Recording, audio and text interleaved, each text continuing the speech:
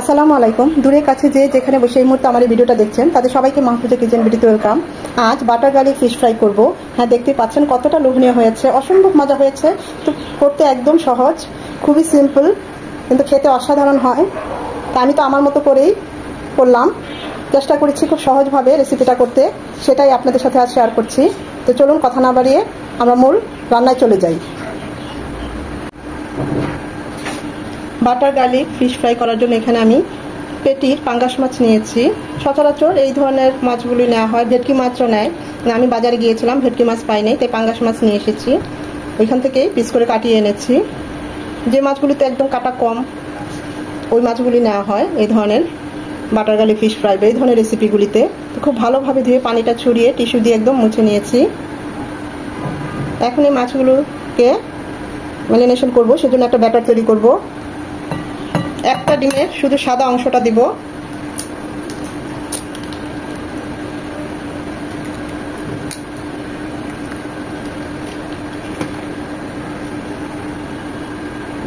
সাথে 3 চামচ লেবুর রস, বড় একটা সাইজের লেবুর রস দিতে হবে, আর ছোট হলে দুটো। যেহেতু আমার মাছের আকৃতি বেশ বড় বড়, সাইজগুলো বেশ বড় বড়, তাই আমি 3 চামচ দিলাম। দিয়ে দিব 1 চামচ আদা রসুনের পেস্ট, স্বাদমতো লবণ, হাফ চা চামচ কালো গোলমরিচ গুঁড়ো, এটা ফ্রেশ একদম কালো গোলমরিচ গুঁড়ো,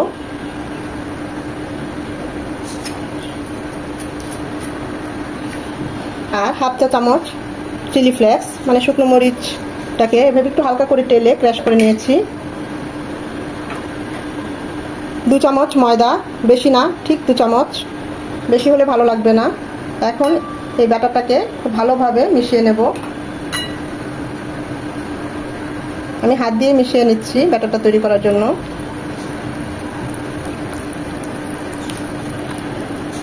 ভালোভাবে মিশিয়ে নিতে হবে। মিশিয়ে নিয়ে টেস্ট করবেন, যদি কোনো কিছু কম থাকে, লবণ ঝাল যদি আপনাদের কাছে মনে হয় তাহলে দিবেন। কিন্তু আমি যে মাপটা দিয়েছি এটা একদম পারফেক্ট আমার এই পরিমাণ মাছের জন্য।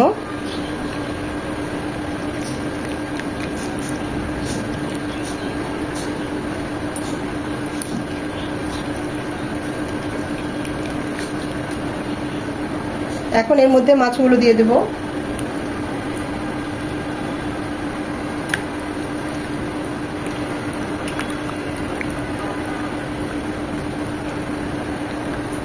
ভালোভাবে মাছের সাথে মিশিয়ে নেব। এখানে আর কিছুই যাবে না।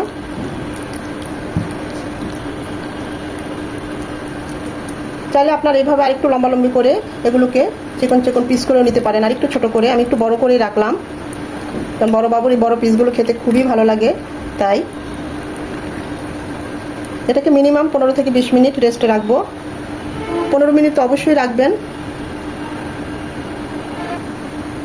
এর সাথে কিছু ভেজিটেবল নিয়েছি গাজর চিকন চিকন করে এভাবে স্লাইস করে নিয়েছি।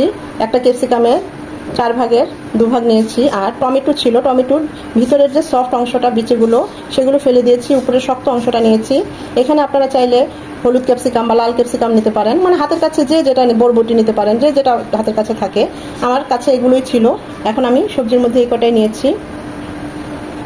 দিয়ে দিচ্ছি 2 চামচ সয়াবিন তেল। হাতের কাছে অলিভ অয়েল থাকলে অলিভ অয়েলও দিতে পারেন, খুব বেশি তেল এতে লাগবে না।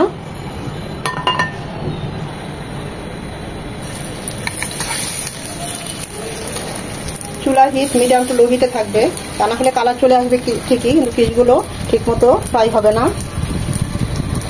4 থেকে 5 মিনিট এভাবে লো হিটে ফ্রাই করে নেব।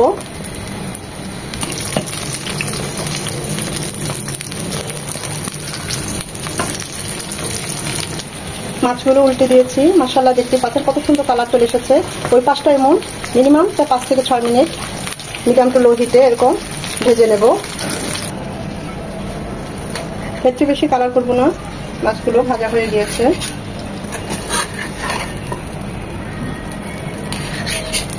পরের মাছগুলো ভেজে নেব।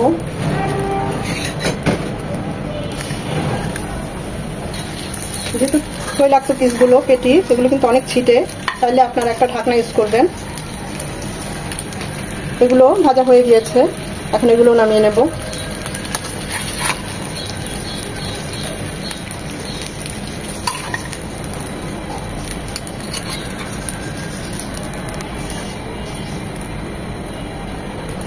এই প্যানে আমি সবজিগুলো ফ্রাই করে নেব। মাছ ভেজে এই মশলাটুকু ছিল, আমি মশলাটুকু সবজির মধ্যে দিয়ে দিচ্ছি। আপনারা এটা চাইলে নাও দিতে পারেন। এখানে আমি আর কোনো তেল বা অন্য কোনো কিছু মশলা ইউজ করবো না। চুলার হিট একদম হাই হিটে থাকবে। জাস্ট 2 থেকে 3 মিনিট একটু সতে করে নেব। দিয়ে দিচ্ছি 1 চিমটি গোলমরিচ গুঁড়ো আর 1 চিমটি লবণ। সবজির মধ্যে কিন্তু আমাদের ওগুলো ছিল, তাও একটু কম হয়ে গিয়েছে, আমি টেস্ট করেছি। চুলার হিট একদম হাই হিটে থাকবে।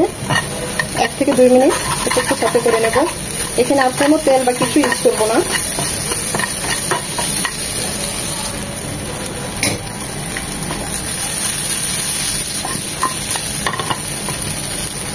এটা হয়ে গিয়েছে, এখন নামিয়ে নেব। ওই একই প্যানে এখন আপনাদের আমি করে দেখাবো বাটার গার্লিক সসটা। সেজন্য এখানে দিয়ে দিচ্ছি 3 চামচের মতো লেবুর রস। এটা একদম বলক আসবে। বলক আসার সাথে সাথে এখানে দিয়ে দিব 1/2 চামচ রসুন কুচি। রসুন কুচিটার সাথে লেবুর রসটা জাস্ট 20-30 সেকেন্ড হবে। বলক আসার পরে কিন্তু আমাদের এটা দিতে হবে। রসুন কুচিটা 20-30 সেকেন্ড লেবু রসের সাথে জাল হবে। চুলার হিট একদম মিডিয়াম লো হিটে থাকবে। এখন দিয়ে দিব বাটার। প্রথমেই সব বাটার একসাথে দিবেন না, যতটুকু পরিমাণে বানাবেন। আমি এখানে 2 চামচ দিলাম। এটাকে আস্তে আস্তে এই ডিম আঁচেই কালিয়ে নেব। এখানে আর কোনো ক্রিম বা অন্য কোনো কিছুই দেওয়ার দরকার নেই। এভাবে বাটার গার্লিকটা তৈরি করা হয়। কিন্তু খেয়াল রাখতে হবে চুলার হিটে কিন্তু একদম লো হিটে রাখতে হবে। আস্তে আস্তে জাল হবে আর বলবে, জাল হবে বলবে। এটা গলে যাওয়ার পরে দিয়ে দিব আরো 2 চামচ বাটার।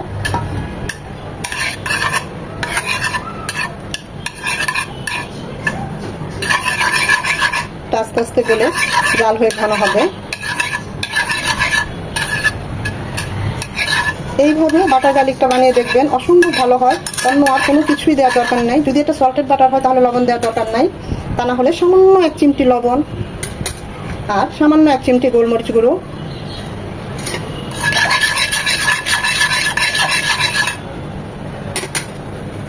সবশেষে একটু ধনেপাতা কুচি। ব্যাস তৈরি হয়ে গেল আমাদের বাটার গার্লিক সস। এখানে আর কিচ্ছু দেওয়ার দরকার নেই। আস্তে আস্তে আর একটু ঘন হয়ে যাবে। খুবই মজার এই বাটার গার্লিক সসটা। দেখতেই পাচ্ছেন কতটা লোভনীয় হয়েছে। এখন আমরা এটা নামিয়ে নেব।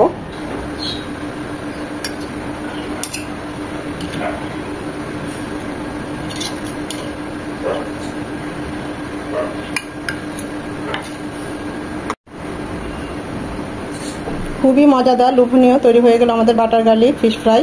দেখতে পাচ্ছেন কতটা ইয়াম্মি এবং লোভনীয় হয়েছে।